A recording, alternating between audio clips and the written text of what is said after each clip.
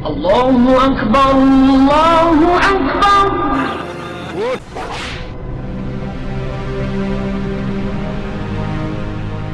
حضرت بلال حبشی رضی اللہ تعالیٰ عنہ مشہور صحابی ہیں جو مسجد نبوی کے ہمیشہ موذن رہے۔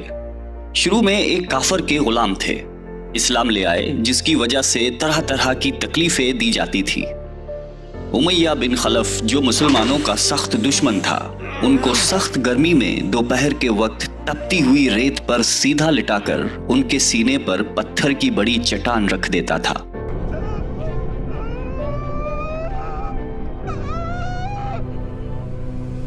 تاکہ وہ حرکت نہ کر سکے، اور کہتا تھا کہ یا اس حال میں مر جائے یا زندگی چاہیے تو اسلام سے ہٹ جا۔ مگر وہ اس حالت میں بھی احد کہتے تھے، یعنی معبود ایک ہی ہے۔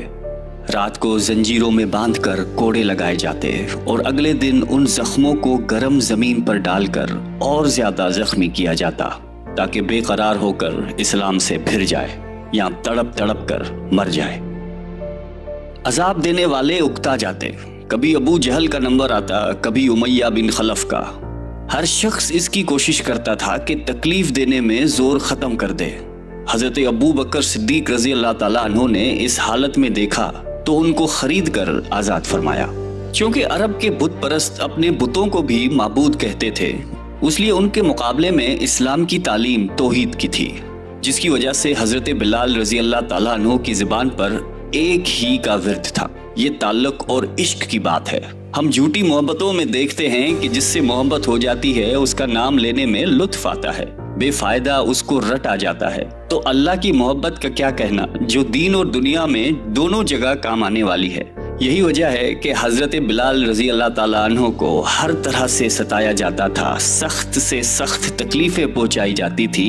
مکہ کے لڑکوں کے حوالے کیا جاتا تھا کہ وہ ان کو گلی کوچوں میں چکر دیتے پھریں، اور یہ تھے کہ ایک ہے کی رٹ لگائی تھی۔ اس کا یہ صلہ ملا کہ پھر حضور اکرم صلی اللہ علیہ وآلہ وسلم کی دربار میں موذن بنے، اور سفر حضر میں ہمیشہ اذان کی خدمت ان کی سپرد ہوئی۔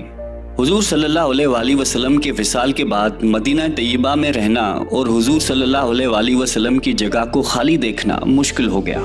اس لیے ارادہ کیا کہ اپنی زندگی کے جتنے دن ہیں جہاد میں گزار دوں۔ اس لیے جہاد میں شرکت کی نیت سے چل دیے۔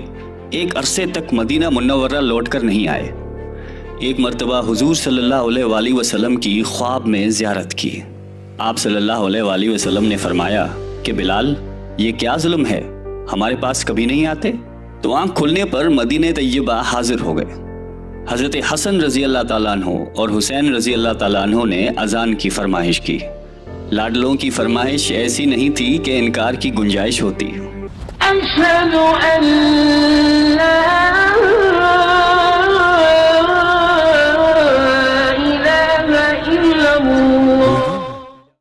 اذان کہنا شروع کی اور مدینے میں حضور صلی اللہ علیہ وآلہ وسلم کے زمانے کی اذان کانوں میں پڑھ کر کوہرام مچ گیا۔